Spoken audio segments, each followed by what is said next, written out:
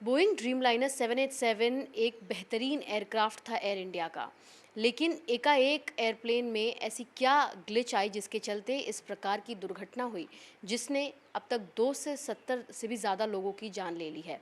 हम इस समय एक ऐसे घर में मौजूद हैं जहां पर हम आपको एक तस्वीर के ज़रिए दिखाएंगे कि बोइंग 787 ड्रीमलाइनर का जो कॉकपिट है वो किस प्रकार है, कैसे दिखता था। और यहाँ पर जो है, क्योंकि एयरक्राफ्ट और इन तमाम टेक्निकल चीज़ों को लेकर शौकीन लोग रहते हैं, तो इन्होंने अपने घर में इस कॉकपिट को एक पिक्चर में जो है इसके ज़रिए रखा हुआ है। अगर आप देखेंगे तो ये कॉकपिट है जहाँ पर पायलट और को पायलट की जो सीट है वो आपको नज़र आएगी। इसके अलावा किस प्रकार ये जो है कॉकपिट डिज़ाइन होता है, इसमें क्या कुछ टेक्निकलिटीज़ होती हैं, वो भी आप इसके इस तस्वीर के ज़रिए समझ सकेंगे।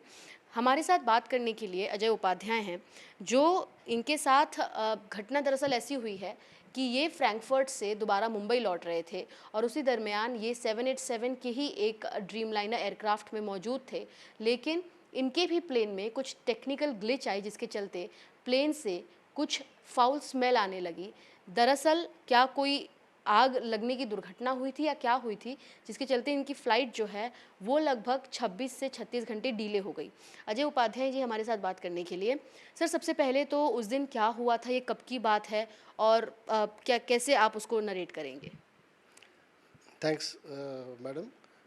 सबसे पहले तो मैं ये जो हादसा हुआ है अहमदाबाद में, उस हादसे में जो लोग पीड़ित हैं, जो लोग उसमें अपने नियर या डियर लोगों को लूज़ किए हैं, मैं उनके लिए संवेदना व्यक्त करता हूँ। हमारे साथ मैं स्टॉकहोम गया हुआ था। 29 तारीख को मैं स्टॉकहोम से फ्रैंकफर्ट आया। फ्रैंकफर्ट में 8:20 शाम को मेरी फ़्लाइट थी। एयर इंडिया की फ़्लाइट थी 2028 एयर इंडिया फ़्लाइट, और इस फ़्लाइट से हमें फ्रैंकफर्ट से बॉम्बे आना था। हमारी फ़्लाइट एकदम समय से रेडी हो गई, बिल्कुल रेडी। हमने फ़्लाइट मूवमेंट स्टार्ट हुआ, हम लोग रनवे की तरफ बढ़ने लगे। जैसे हम रनवे की तरफ बढ़ रहे थे, 787 में इमेज के लिए एक टेलीविज़न छोटी सी रहती है, उसके ऊपर सारे सेफ्टी इंफॉर्मेशंस बताए जा रहे थे। हमने उसको बड़े ध्यान से देखा। हम फाइनली जो टेक ऑफ स्थान है वहाँ पे, हमें ऐसा लगता है कि उस वक्त रात में लगभग 9 बजे टेक ऑफ स्थान पे पहुँच चुके थे। सारी क्रू बैठी हुई थी अपने अपने पोजीशन पे टेक ऑफ के लिए, और उसी समय कुछ हमें जलने का, कुछ बर्निंग स्मेल आना शुरू हुआ। जैसे ही बर्निंग स्मेल आना शुरू हुआ, मैं और मेरे साथ कई लोग, सभी ने एक साथ आवाज़ करने लगे। उन्होंने क्रू को बताया, क्रू दौड़ के आए, बहुत इमीडिएटली आए क्रू। उन्होंने उस चीज़ को बड़े ध्यान से देखा, इमीडिएटली कैप्टन को बताया। कैप्टन ने टेक ऑफ को उसी वक्त अबैंडन किया, वहाँ पर रुक गए, और लगभग 20 से 25 मिनट हम वहाँ पर उसी स्थिति में थे। उसके बाद फिर हमें अनाउंस किया गया कि कुछ टेक्निकल प्रॉब्लम है, हम वापस पार्किंग वे में आएंगे। हमारी एयरक्राफ्ट वापस पार्किंग वे में आ गई। पार्किंग वे में आने के बाद में कुछ समय बाद, 10-15 मिनट बाद, काफ़ी इंजीनियर्स अंदर आए। उन्होंने देखना शुरू किया चारों तरफ। लगभग 1 घंटा ये देखने की प्रक्रिया चलती रही। उसके बाद अनाउंसमेंट हुआ कि टेक्निकल प्रॉब्लम है, अभी तक सॉल्व नहीं हुआ है, और फ्रैंकफर्ट एयरपोर्ट जो है वो रात में 11 बजे से सुबह 6 बजे तक उसमें टेक ऑफ लैंडिंग बंद है। इस वजह से हमारी फ़्लाइट जो है वो कैंसिल की जा रही है, हमें होटल में शिफ्ट किया जाएगा। हमने एक्सपेक्ट किया कि सुबह जब 6 बजे एयरपोर्ट ओपन होगा तो हमारी फ़्लाइट निकलेगी। हमने बड़े ऑप्टिमिस्टिक तरीके से हम होटल में गए। संजोग से होटल में जाने के बाद धीरे धीरे डिले होता चला गया। फाइनली शाम को 5 बजे हमें कहा गया कि भाई you can come back to the airport. हम एयरपोर्ट पे आ गए। एयरपोर्ट आने के बाद हमें सिक्योरिटी क्लियरेंस, ये सब चीज़ जो हुई, हम जब बोर्ड किए तो हमने देखा कि the same crew and the same aircraft. तो मैं थोड़ा सा इस बारे में ज़्यादा ध्यान रखता हूँ। और क्रू से मैं बड़ा फ्रेंडली था, पहले दिन भी मैं उनसे बात कर रहा था। मैं नेक्स्ट डे जब उनसे बात किया, मैंने कहा भाई आप लोग सभी सेम?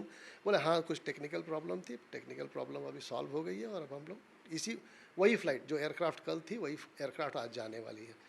हमें बड़ा सरप्राइज़ हुआ कि ऐसा क्या टेक्निकल ग्लिच था कि उस टेक्निकल ग्लिच को क्लियर करने के लिए लगभग 22 से 24 घंटे समय लग गए। हमने क्रू से जानने की कोशिश की, लेकिन एज सच क्रू ने कहा कि उन्हें जानकारी नहीं है। लेकिन जब ये हादसा अहमदाबाद में हुआ है, अब हमारे दिमाग में वो सारी की सारी चीज़ें रिपीट होने लगी हैं कि क्या कारण था। हमारा सौभाग्य था, आई कैन से हमारा एक सौभाग्य था कि हम उस स्थिति में अचानक टेक ऑफ से पहले ये जानकारी हुई और हम लोग बच गए। और चूंकि हम लोग ज़मीन पे थे तो उतना ज़्यादा कोई पैनिक अंदर क्रिएट नहीं हुआ, लोग अपने आप में कंफर्टेबल थे, बस स्मेल के बारे में उन्होंने कहा। So it was really a painful thing. हम लोग लगभग 26-27 घंटे बाद आप फ्लाइट लोगों ने टेक हुई। प्लेन बोर्ड की। लेकिन दरअसल अब जो दुर्घटना अहमदाबाद में हुई है वो भी एयर इंडिया की फ़्लाइट थी और ड्रीम लाइनर की ही एक एयरक्राफ्ट थी वो। जिस प्रकार की ये दुर्घटना हुई है, सीधे प्लेन ने टेक ऑफ किया है और टेक ऑफ लेते ही लगभग 49 सेकंड के अंदर वो जो है पूरे तरीके से ध्वस्त हो गई। आप लोग उस समय आप लोग ने आवाज़ की, आप लोग ने अपनी आवाज़ उठाई तो आप लोग बच गए। लेकिन आपसे ज़रा मैं वो माहौल समझना चाहूँगी क्योंकि जो इसमें लोग सवार थे लगभग 240-42 लोग, इन्हें तो किसी प्रकार से कब संपर्क नहीं किया जा सकता, कोई बचा ही नहीं है। लेकिन वो स्थिति कैसी थी? क्रू आप लोग से कितना फ्रेंडली था और क्या कुछ धुएँ की भी वहाँ पर संभावना जताई जा रही थी? धुआँ था, क्या स्मेल था, क्या किस प्रकार की स्थिति थी? नहीं, धुआं तो नहीं था, लेकिन महक थी, स्मेल थी। ऐसे लग रहा था जैसे कि कोई तार या कोई वायर जब हमारे घर में शॉर्ट सर्किट होता है और कब जो स्मेल आता है, उस प्रकार का स्मेल था कैबिन के अंदर।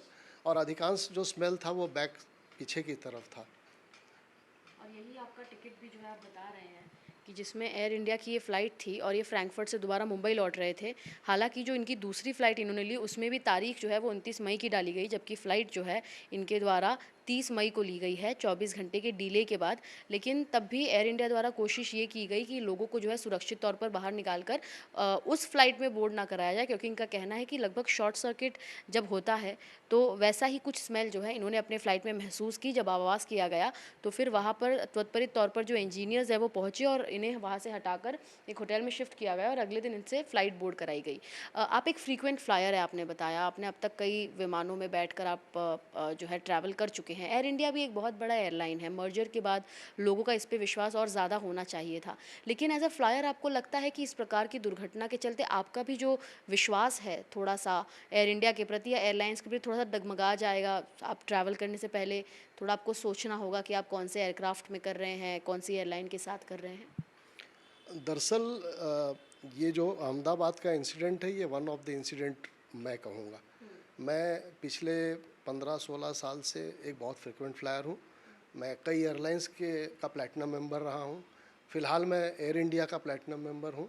और मुझे इतना अनुभव तो हो चुका है कि जब फ़्लाइट लैंड करती है और जितनी स्मूथली लैंड करे, उससे मैं पायलट के एक्सपीरियंस को जज कर लेता हूँ कैबिन में बैठे-बैठे।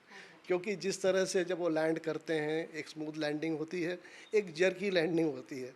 तो कई पायलट्स हैं जो कि बहुत ही स्मूथ लैंडिंग कराते हैं और एज़ ए फ्रीक्वेंट फ्लायर हम इस चीज़ का अनुभव करते हैं। रही बात आगे ट्रैवल की, तो मैं समझता हूँ कि एक इंसिडेंट जो है वो मुझे आगे ट्रैवल करने से रोकेगा नहीं, इसमें तो कोई दो राय नहीं है।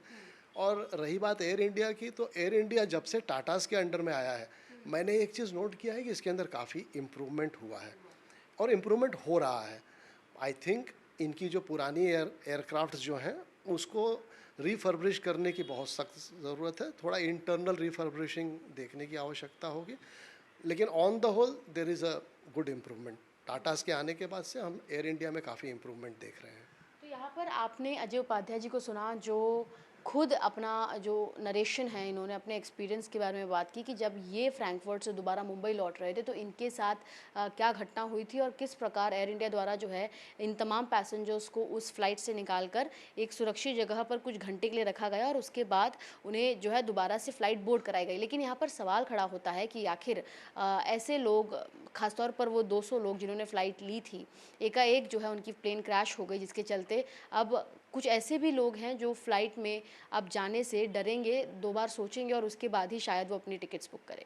मुंबई से कैमरा पर्सन राजेंद्र दयालकर के साथ सुजाता द्विवेदी, एनडीटीवी इंडिया के लिए।